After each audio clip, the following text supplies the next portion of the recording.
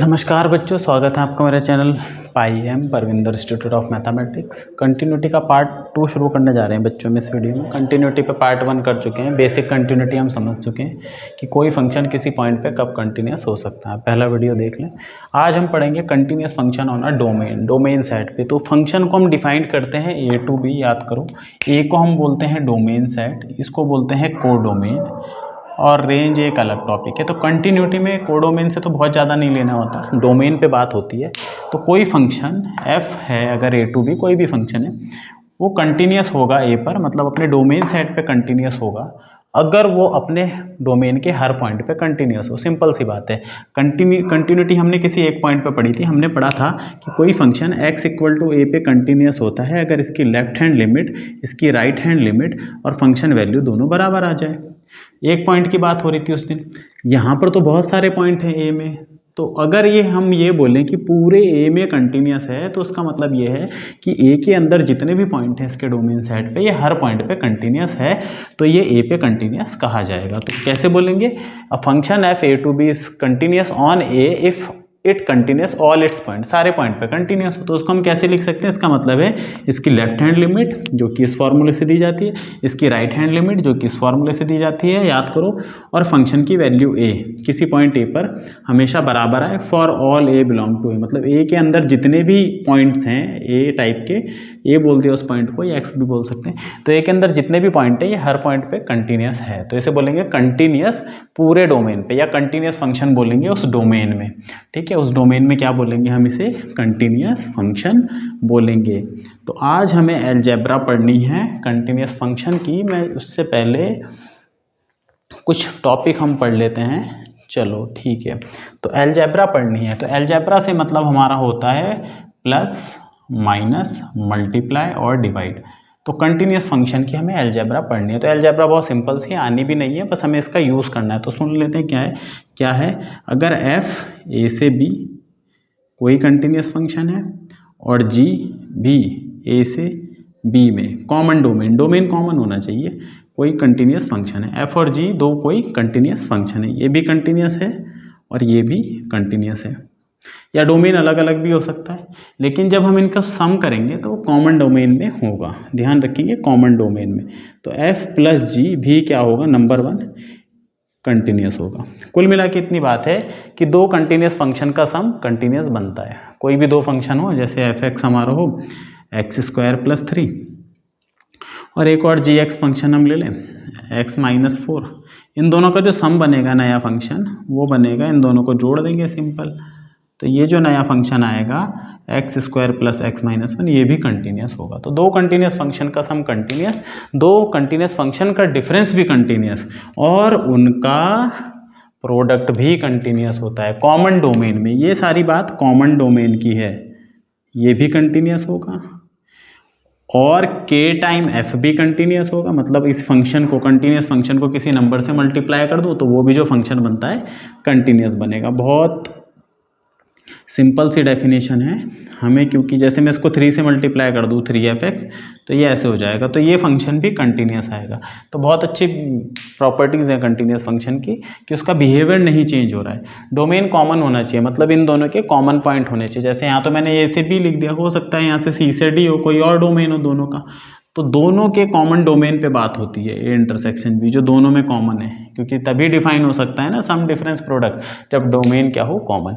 चौथा बचता है ये भी कंटिन्यूस, और f अपॉन जी भी कंटिन्यूस होगा, मतलब फंक्शन का डिवीजन भी कंटिन्यूस होगा। बस शर्त ये है कि उन पॉइंट पे होगा जहाँ पे जी एक्स जीरो ना हो, क्योंकि डिनोमिनेटर कभी भी जीरो नहीं होता। तो ये अलजेब्रा है इसकी, कि अगर हमारे पास दो कंटिन्यूस फंक्शन, हमें पता है कि वो कंटिन्यूस है, तो उनका सम और डिफरेंस कंटिन्यूस होगा, उनका प्रोडक्ट और भी कंटिन्यूस होगा, उनका डिवीजन भी, अनलेस डिनोमिनेटर जीरो ना हो, और k टाइम f भी कंटिन्यूस होगा। हम प्रूफ में नहीं जा रहे क्योंकि हमें प्रूफ पढ़ना भी नहीं है, बस इन प्रॉपर्टी का हमें आगे इस्तेमाल करना है।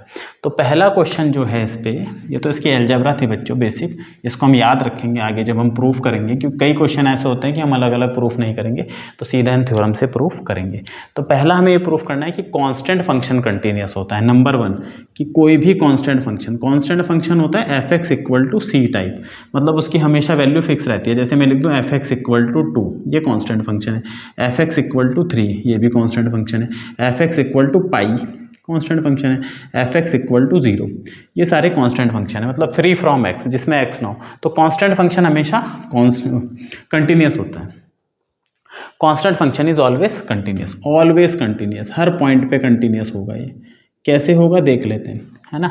हर पॉइंट पे कहने का मतलब है ऑन आर, रियल नंबर के हर पॉइंट पे ये कंटिन्यूस है, पूरे रियल लाइन पे ये कंटिन्यूस है, हर पॉइंट पे इसकी कंटिन्यूटी बनी रहेगी। अगर मैं कांस्टेंट फंक्शन का ग्राफ ड्रॉ करके दिखाऊँ आपको, तो ग्राफ से देख लेते हैं।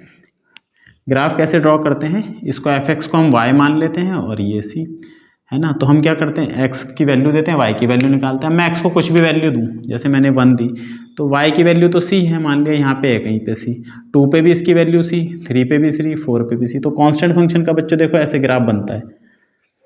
तो ये ग्राफ हमारा है y इक्वल टू सी का। ये हमें ये बता रहा है कि x की किसी भी वैल्यू के लिए इसमें कोई वेरिएशन नहीं है, ना ये ऊपर जा रहा ना ये नीचे जा रहा, फिक्स है, कांस्टेंट है, ये डिफरेंस कांस्टेंट है। आज इस पे भी इसकी वैल्यू इतनी, इस पे भी इतनी, इस पे हमेशा इतनी रहेगी। तो ये कंटिन्यूस है, देखो एक सीधी लाइन बन गई भाई, बिना पेन उठाए बना दी ना।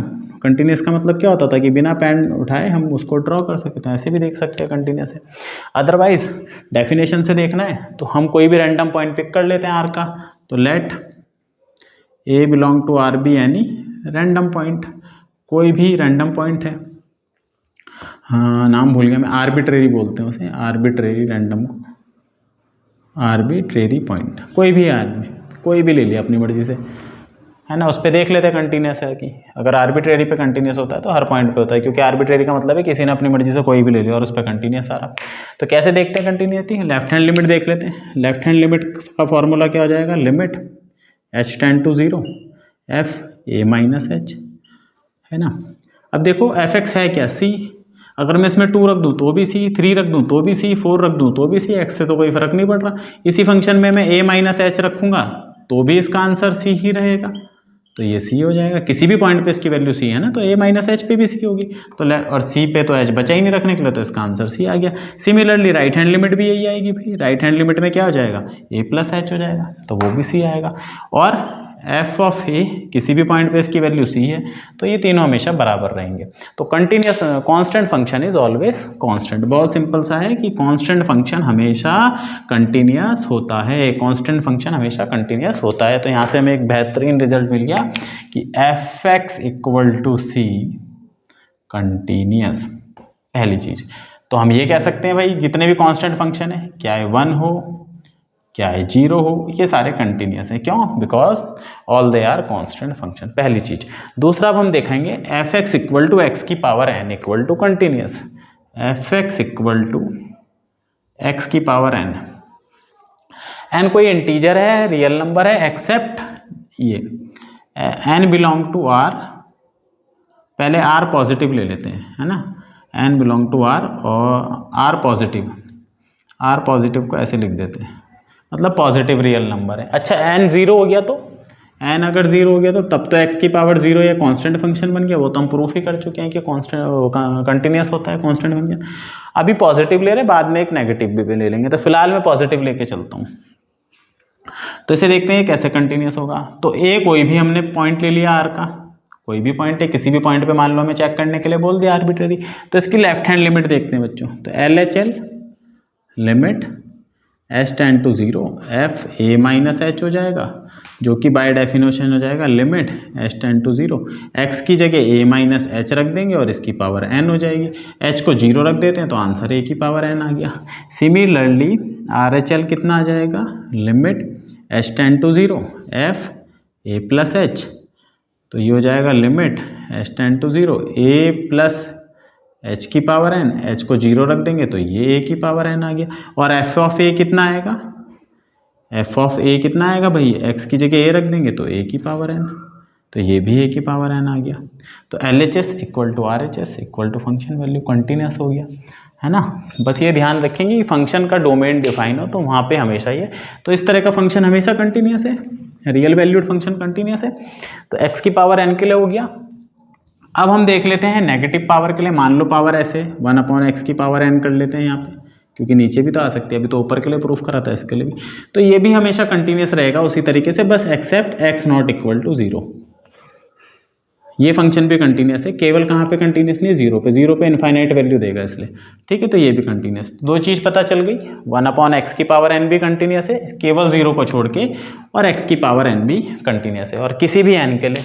तो अभी यहाँ से हमें क्या पता चला, f(x) equal to c continuous, c constant function, और f(x) इक्वल टू x की पावर n कंटिन्यूस। n कोई भी नंबर हो सकता है, अगर n 1 हो गया तो 1 के लिए ये हो जाएगा x, n2 हो गया तो x², n3 हो गया तो x3, x4, x5, x6, all are continuous. कोई भी पावर हो सकती है, 1/2 भी हो सकती है, तो x की पावर 1/2, x की पावर 1/3 भी हो सकती है, 1/7 भी हो सकती है, कुछ भी हो सकती है। तो ये सारी पावर कंटिन्यूस हो गई, है ना। ये जनरल प्रूफ हो गया ना कि x की पावर n कंटिन्यूस है किसी भी n के लिए, तो ये हमेशा कंटिन्यूस हो गया। अब जब ये कंटिन्यूस हो गया, और अभी हमने पढ़ा है कि sum of two function is continuous, तो अब देखो f(x) इक्वल टू 1 कंटिन्यूस, और f(x) इक्वल टू x की पावर 1 भी कंटिन्यूस, f(x) इक्वल टू को नाम दे देते हैं f1, f2, अलग अलग फंक्शन है ना ये, x², ये सारे कंटिन्यूस है, f4, ये सारे कंटिन्यूस है, ये कंटिन्यूस, ये कंटिन्यूस। तो इन दोनों को जोड़ के जो फंक्शन बनेगा उसे नया फंक्शन बना देते हैं, वो बनेगा 1 + x। पहले दो को जोड़ दें तो ये भी कंटिन्यूस हो जाएगा। फिर तीसरे को भी जोड़ दूँ, दो ये कंटिन्यूस है तो इसमें अगर इसे जोड़ दूँ तो ये भी कंटिन्यूस हो गया, फिर इसमें इसे जोड़ दूँ तो ये भी कंटिन्यूस हो गया। इनफैक्ट अगर मैं किसी भी नंबर से मल्टीप्लाई कर दूँ इसे, जैसे इसे मैं 3 से कर दूँ, 4 से कर दूँ, किसी से भी कर दूँ, या यहाँ पे 3 ले लूँ, 4 ले लूँ, तो ये हमेशा कंटिन्यूस बनेगा। और ये क्या होता है, ये पॉलिनॉमियल होता है। तो यहाँ से हमें ये पता चला कि polynomial function are also continuous. तो पॉलिनॉमियल फंक्शन कुछ इस तरीके का होता है, a की power 0 plus a1x plus a2x² plus a3x³ और plus dot dot dot plus an x की पावर n, इसे बोलते हैं पॉलिनॉमियल फंक्शन।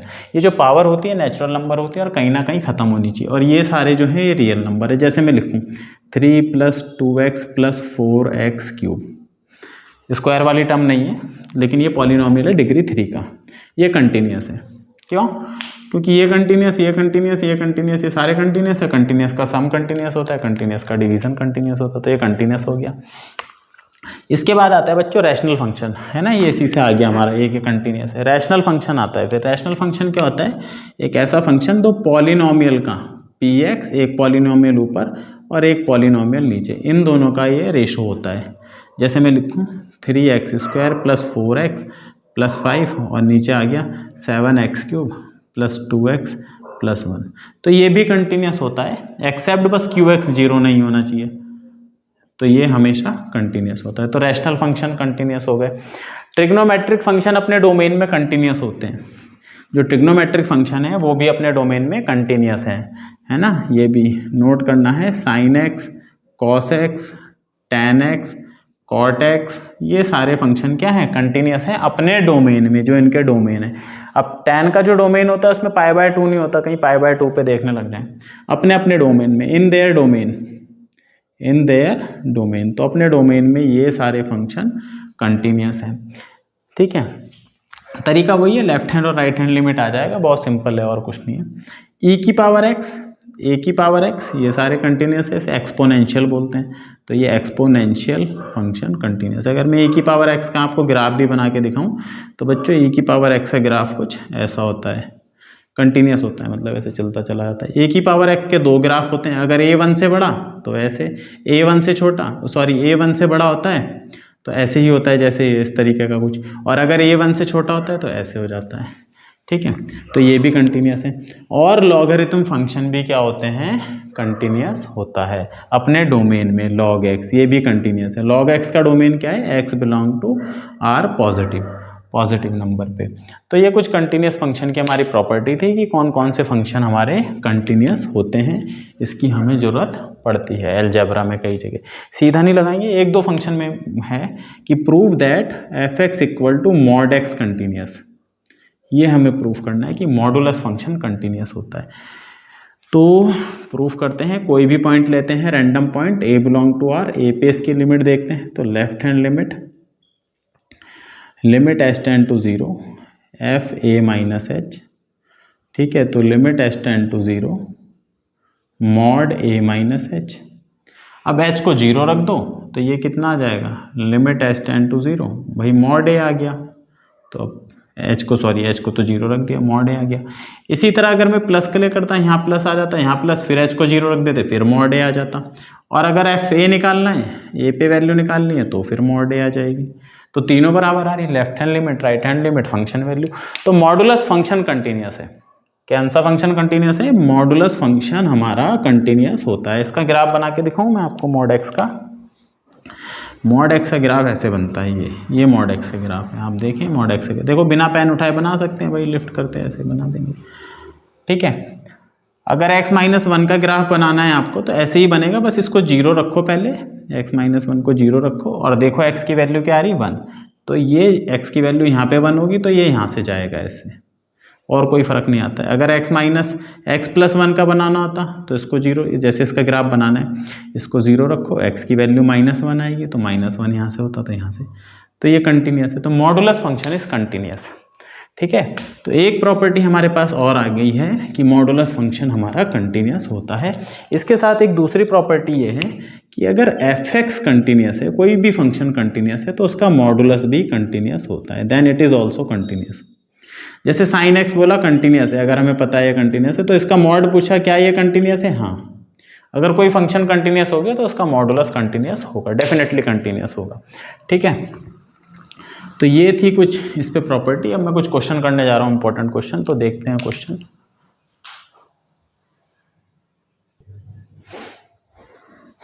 तो ये कुछ क्वेश्चन है पिछले लास्ट ईयर में पूछे गए हैं, तो देख लेते हैं इन्हें, इंपॉर्टेंट क्वेश्चन है। पहला क्वेश्चन है, discuss the continuity of the function. Function दे रखा है 2x minus 1, 2x plus 1, x less than 0, x greater than 0। मैं पहले ही बता चुका हूँ, कंटिन्यूटी वहाँ चेक करनी होती है जहाँ पर x का नेचर बदल रहा हो, तो हमें केवल 0 पे चेक करना है। 0 से पहले कुछ और फंक्शन का नेचर है, 0 के बाद कुछ और नेचर है। अच्छा, 0 पे जब इसकी लेफ्ट हैंड लिमिट हमें देखनी है क्या आएगी, तो आप सीधा x को यहाँ 0 रख दें, तो जब छोटा होता है तो वो लेफ्ट हैंड लिमिट देगा, ये हमें लेफ्ट हैंड लिमिट देगी। x को 0 रख दो, -1 इसकी लेफ्ट हैंड लिमिट आएगी। x को 0 इधर रखेंगे तो +1 इसकी राइट हैंड लिमिट आएगी। यहीं से दिख रहा है -1 और +1 आने वाली है, फंक्शन कंटिन्यूस नहीं होने वाला, फिर भी हम दिखाते हैं। तो लेफ्ट हैंड लिमिट दिखाएंगे, एट x = 0 पे चेक करना है। तो लेफ्ट हैंड लिमिट का फॉर्मूला होता है limit h tend to 0 f 0 minus h, जिस पॉइंट पे निकाल रहे हैं ये, ठीक है। तो ये हो जाएगा लिमिट 0 माइनस एच, मतलब 0 से छोटा, तो -h हो गया। और -h हमें कहाँ यूज़ करना है, -h 0 से छोटा नंबर है, नेगेटिव है, तो यहाँ पर हमें -h रखना है। तो रख देंगे फंक्शन में रख देंगे, तो f हट जाएगा, तो 2 टाइम x की जगह -h -1, और फाइनली इस h को 0 रख देते हैं, तो 2 × 0, तो ये आंसर -1 आ गया। इसकी लिमिट -1 ही आनी थी। राइट हैंड लिमिट देख लेते हैं, लिमिट h टेंड टू 0, इसमें 0 + h हो जाता है। 0 + h मतलब पॉजिटिव क्वांटिटी हो गई, 0 से बड़ी है, तो h को हमें यहाँ रखना है। तो limit h tend to 0, 2 time h + 1, इस h को 0 रख देंगे तो +1 आ जाएगा। तो left hand limit not equal to right hand limit, and hence this function is discontinuous. किस पर, 0 पर डिसकंटिन्यूस है, केवल 0 पर। एट x = 0 पर ये है डिसकंटिन्यूस, और बाकी और पॉइंट पे हमेशा कंटिन्यूस, क्योंकि 0 से पहले ये पॉलिनोमियल है। देखो 2x - 1 अभी बताया था, ये कंटिन्यूस होगा। 0 के बाद भी कंटिन्यूस है, 0 पे इसने नेचर बदल दिया है ना। तो फंक्शन कहीं नेचर बदलता है तो वहाँ चेक करना पड़ता है, उससे पहले तो हमेशा कंटिन्यूस है, उसके बाद भी कोई दिक्कत नहीं, उसके बाद भी इसके ग्राफ में कोई दिक्कत नहीं है। 0 पे आके इसका ग्राफ ब्रेक होगा, जहाँ पर हमें 0 पे पेन उठा के ड्रॉ करना पड़ेगा। अगला क्वेश्चन है, उसमें हमें चेक करना है। तो f(x) = दिया है x की पावर 4 16, x - 2, x ≠ = 2 जब ये है, और 16 दी है वैल्यू जब x = 2 है, मतलब 2 पर वैल्यू दे दी और हमें 2 पे ही चेक करना है। अच्छा, यहाँ पे ना तो हमें लेस और ना ग्रेटर दिया है, मतलब हमें 2 से छोटा भी ये यूज़ करना है, 2 से बड़ा भी, और 2 पे हमें ये वैल्यू चेक करनी है। तो लेफ्ट हैंड लिमिट निकालेंगे, limit h tend to 0 f 2 - h, 2 - h मतलब 2 से छोटा, 2 नहीं है तो 2 से यहाँ पे रख देंगे x की जगह, ये हो जाएगा 2 - h की पावर 4, और 4 को बच्चों स्क्वायर का स्क्वायर लिख सकते हैं, स्क्वायर का स्क्वायर किसी वजह से लिखें, 16 को लिख देंगे 4 का स्क्वायर, और नीचे हमारा हो गया इस x की जगह 2 माइनस एच माइनस 2। अब इसमें ऊपर फॉर्मूला लगा देंगे ए स्क्वायर माइनस बी स्क्वायर का, जो होता है ए प्लस बी इंटू ए माइनस बी। तो ये आइडेंटिटी हम लगा देंगे ए प्लस बी ए माइनस बी की।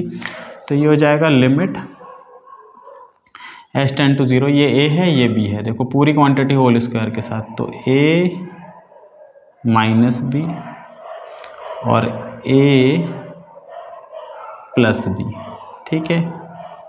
ये हो गया ए स्क्वायर माइनस बी, ए स्क्वायर माइनस बी, सॉरी ए माइनस बी ए प्लस बी, नीचे 2 और 2 कट गया तो माइनस एच बचा। इसे सिंप्लीफाई करेंगे, लिमिट एच टेंड टू 0। अब ध्यान देंगे ये 4 जो है ये खुद 2 का स्क्वायर है, और ये इसमें तो फॉर्मूला नहीं लगेगा, यहाँ लगेगा, माइनस में लग जाता है। अब ये ए हो गया ये बी हो गया, है ना। क्या हो गया हमारे पास 2 माइनस एच का स्क्वायर माइनस 2 का स्क्वायर, माइनस में लगता है, तो ए माइनस बी मतलब 2 minus h minus 2, a plus b 2 minus h plus 2, और ये वाली क्वांटिटी तो एज इट इज चल रही है 2 माइनस एच का होल स्क्वायर प्लस 4, क्या 2 माइनस एच का होल स्क्वायर प्लस 4, और नीचे माइनस एच चल रहा है। अब इसे देखते हैं, इसमें ये 2 और 2 कट गया तो माइनस एच बचेगा, यहाँ पे ये वाली टर्म में लिख देता हूँ माइनस एच। अब ये माइनस एच से माइनस एच कट जाएगा, तो नीचे से एच खत्म हो गया, बस हो गया काम, सही हो गया। अब एच को 0 रख दो, यहाँ 0 रख देंगे, 2 + 2 4 मल्टीप्लाई, यहाँ 0 रख देंगे तो ये 0 हो गया, 2 का स्क्वायर 4, 4 + 4 8, तो 8 4 जा 32। तो इसकी लेफ्ट हैंड लिमिट 32 आई, राइट हैंड भी 32 ही आएगी, सेम आएगी, ठीक है। वैसे हमें निकालने की ज़रूरत नहीं है, क्यों नहीं है, क्योंकि उसने हमें 2 पे जो वैल्यू दी है वो 16 दी है, f2 = 16। मेरे ख्याल से कहीं पे कुछ शायद कोई वैल्यू गलत तो नहीं है, 1 मिनट में देख लेता हूँ।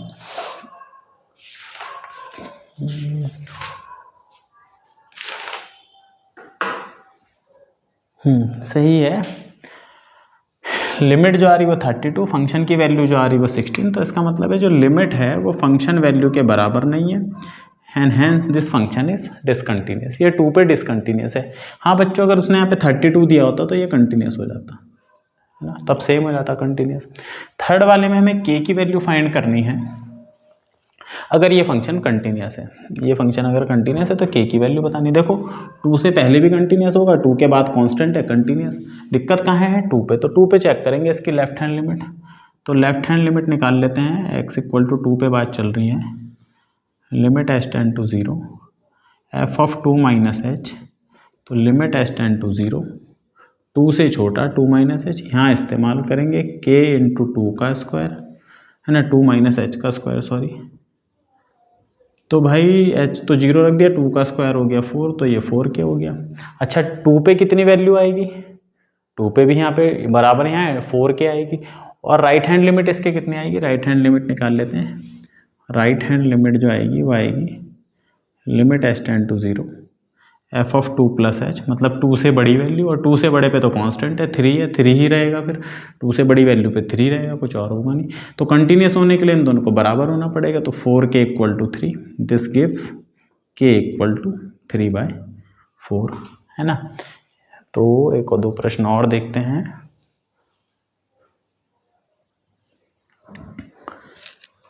इस क्वेश्चन में हमें दिखाना है कि यह फंक्शन हमें चेक करना है ये कंटिन्यूस है कि नहीं, तो 0 पे ही हमें चेक करना है, क्योंकि 0 पे फंक्शन का नेचर बदल रहा।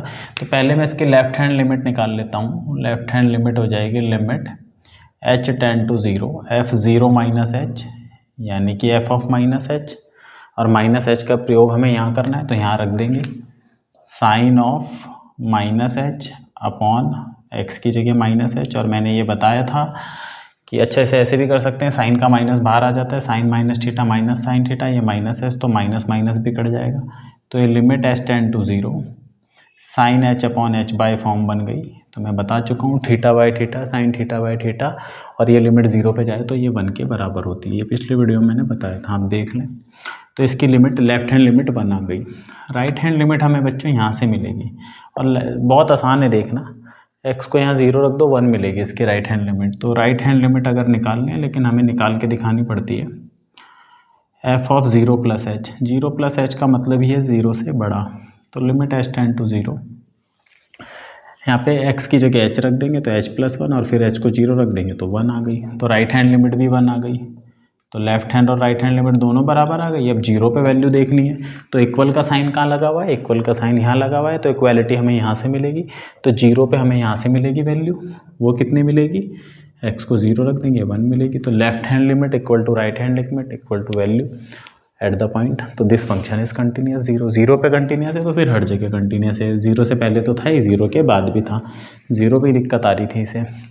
दूसरे वाले क्वेश्चन में हमें एक फंक्शन दिया हुआ है और हमें a और b की वैल्यू बतानी है अगर ये फंक्शन कंटिन्यूस है। तो मैं इसकी लेफ्ट हैंड लिमिट निकालता हूँ 1 पे, क्योंकि 1 पे ही दिक्कत आएगी, 1 पे ही फंक्शन का नेचर चेंज हो रहा है। तो लेफ्ट हैंड लिमिट हो जाएगी limit h tend to 0 f of 1 minus h, मतलब 1 से छोटा। 1 से छोटा तो यहाँ पर है, ध्यान देना कहीं ऊपर ही देखते रहो हमेशा, यहाँ पर है 1 से छोटा, तो 1 माइनस x हमें यहाँ रखना है लिमिट। अच्छा क्वेश्चन है। 5a x की जगह बस 1 माइनस h रख देना है माइनस 2b। और लेफ्ट हैंड लिमिट हमें मैंने पहले ही बताया, यहाँ 1 रख दो आपको लेफ्ट हैंड लिमिट मिल जाएगी 5a माइनस 2b। h को 0 रख देंगे तो लेफ्ट हैंड लिमिट मिल जाएगी 5a माइनस 2b, इक्वेशन 1।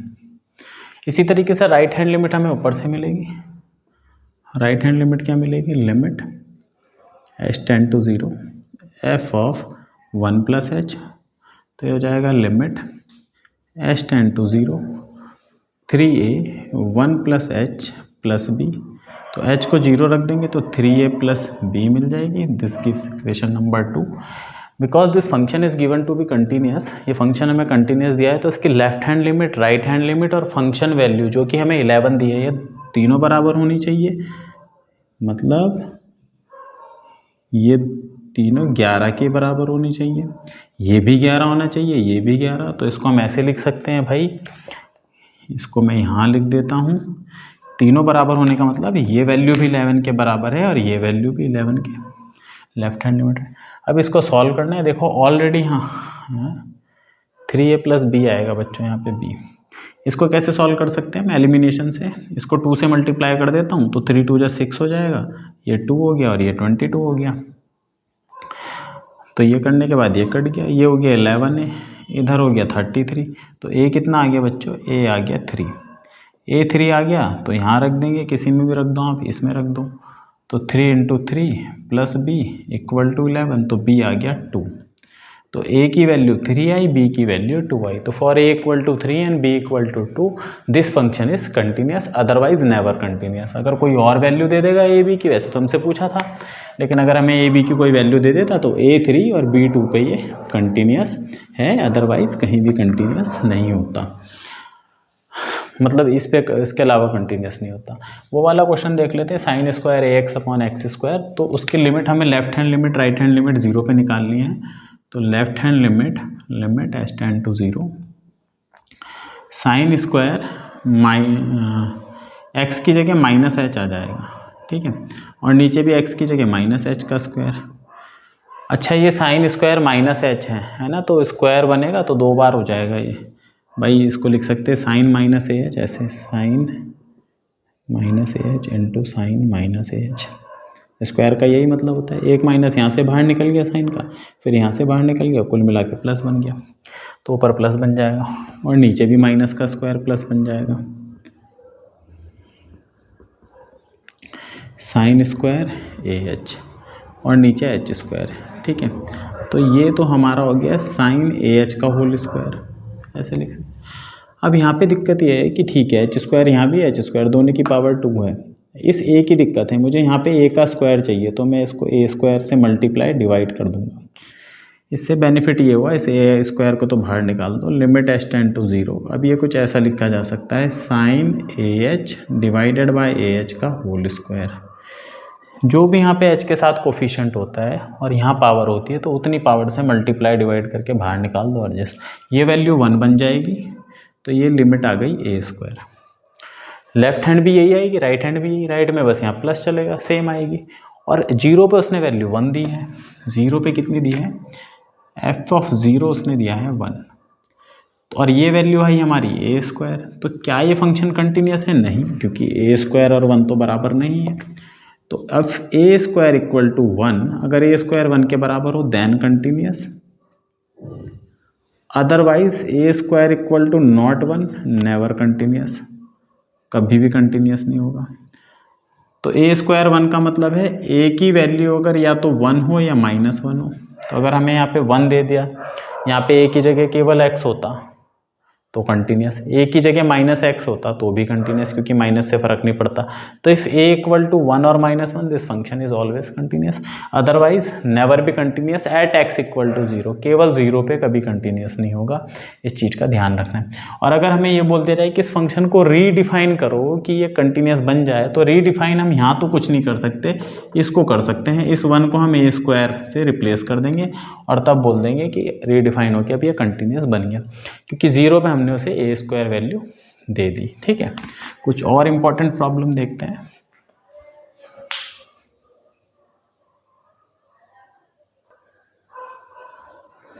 सम मोर इम्पोर्टेंट प्रॉब्लम मैंने लिखी है और ये मेरा,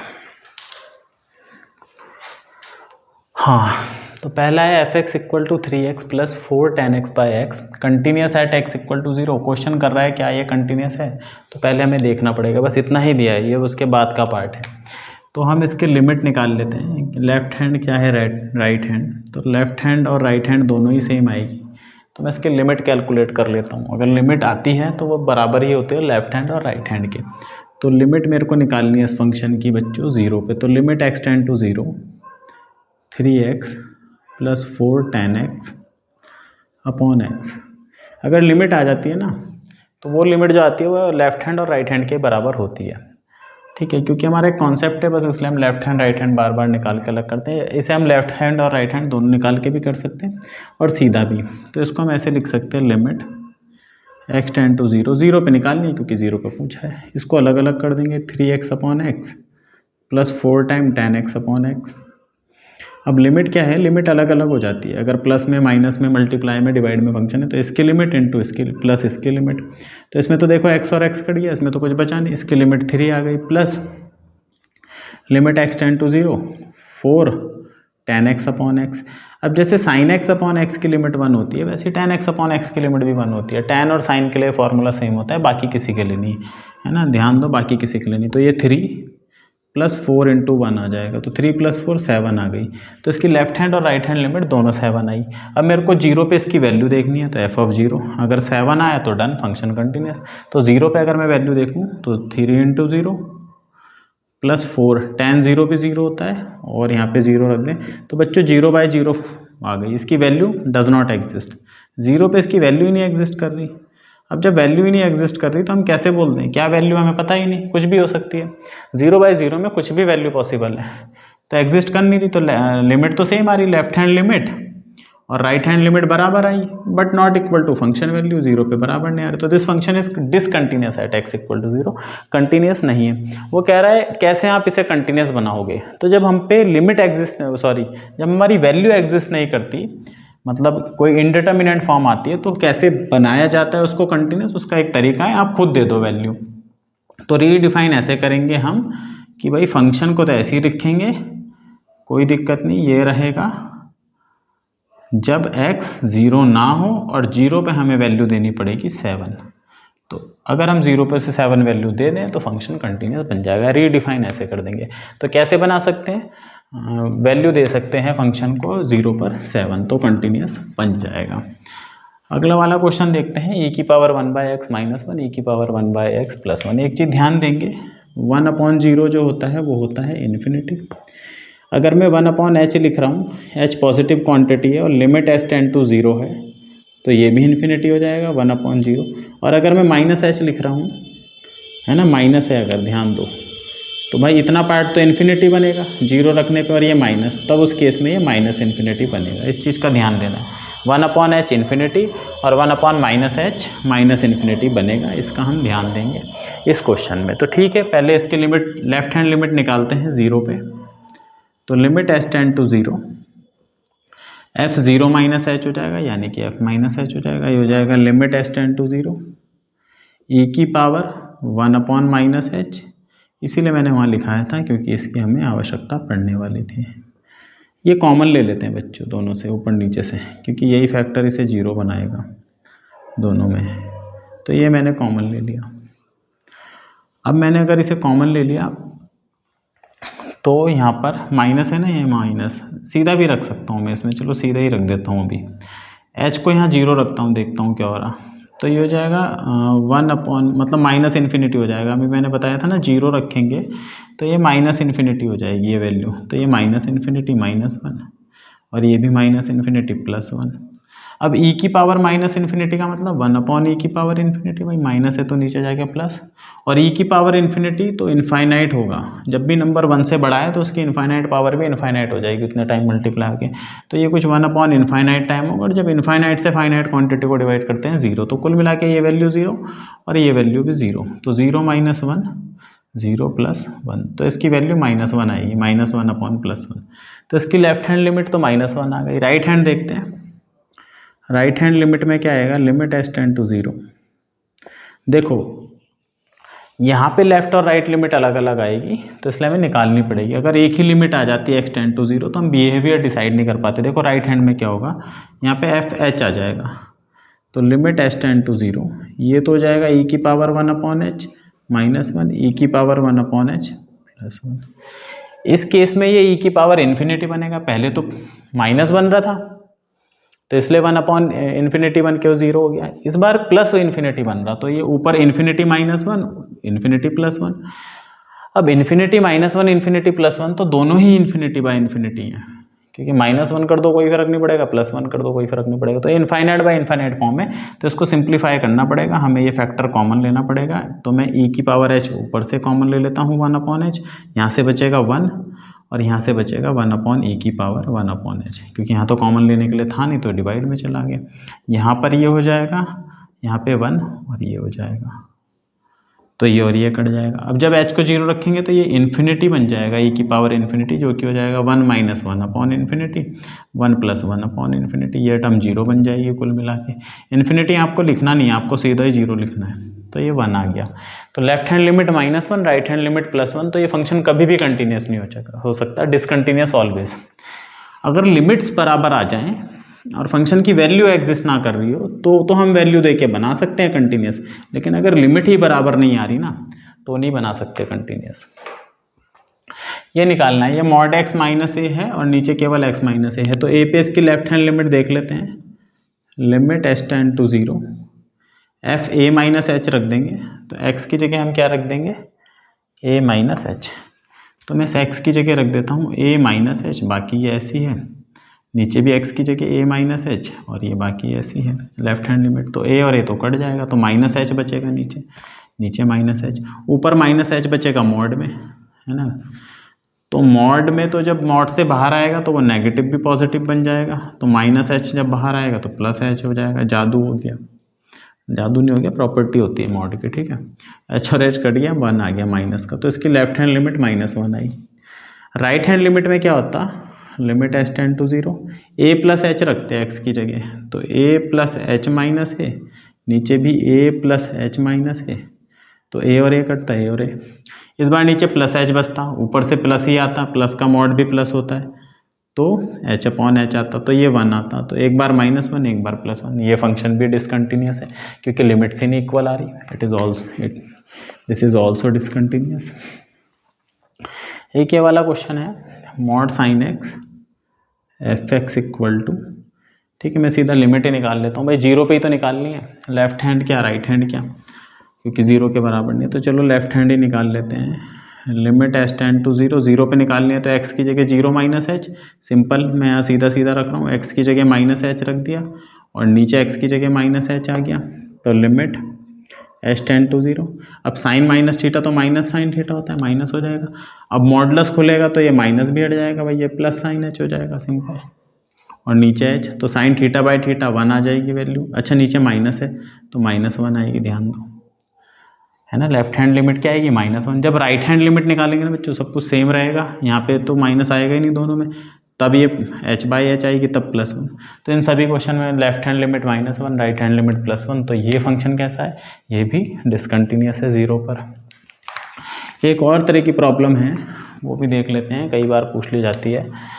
F x equal to x of sine 1 upon x if x not equal to 0, और यहाँ पे 0 इफ एक्स इक्वल टू 0, इस तरह की प्रॉब्लम है। तो अभी मैं इसकी लिमिट देखता हूँ, ठीक है। एक चीज़ यहाँ ध्यान देंगे, 0 इंटू कोई फंक्शन हो और फंक्शन की वैल्यू हमें ना पता हो, बस इतना पता हो कि उसकी वैल्यू बाउंडेड है, कोई फाइनाइट है, तो फाइनाइट वैल्यू, तो 0 इंटू फाइनाइट वैल्यू हमेशा 0 होता है। फाइनाइट वैल्यू अगर आ जाए तो वो 0 होगा। इस रिजल्ट का हम यूज़ करेंगे यहाँ पे। तो 0 इंटू फाइनाइट वैल्यू 0 होता है। यहाँ पे x भी हो सकता है, एक्स स्क्वायर भी हो सकता है, एक्स क्यूब भी हो सकता है, x4 भी हो सकता है, कुछ भी हो सकता है, x की पावर हो सकती है। तो जब हम इसकी लिमिट निकालेंगे, लेफ्ट हैंड लिमिट, तो लिमिट h टेंड टू 0, 0 पे निकाल रहे हैं तो x की जगह 0 माइनस h रखना है। बार बार हम बहुत क्वेश्चन कर चुके हैं, तो यहाँ में माइनस h, और ये भी साइन, ये भी x की जगह -1 अपॉन h। तो देखो भाई, माइनस बाहर निकल जाएगा, sine minus theta minus sine, ये माइनस यहाँ निकल के प्लस हो गया, तो कुल मिला के ऐसा हो गया। अब यहाँ तो ठीक है, h को 0 रख दूँ ये तो ठीक है, लेकिन यहाँ पे h को 0 रख दूँ तो ये साइन 1 अपॉन 0 बन जाएगा, और साइन 1 अपॉन 0 मतलब साइन इन्फिनिटी, और साइन इन्फिनिटी इन्फिनिटी नहीं होता, हमें नहीं पता क्या होता है। साइन इन्फिनिटी इन्फिनिटी नहीं होता, साइन बाउंडेड फंक्शन है, साइन की मैक्सिमम वैल्यू 1, मिनिमम वैल्यू -1। तो इसकी लिमिट को ब्रेक करेंगे इस पे और इस पे, तो ये हो जाएगा limit h tend to 0 into h, और limit h tend to 0 sine 1 upon h।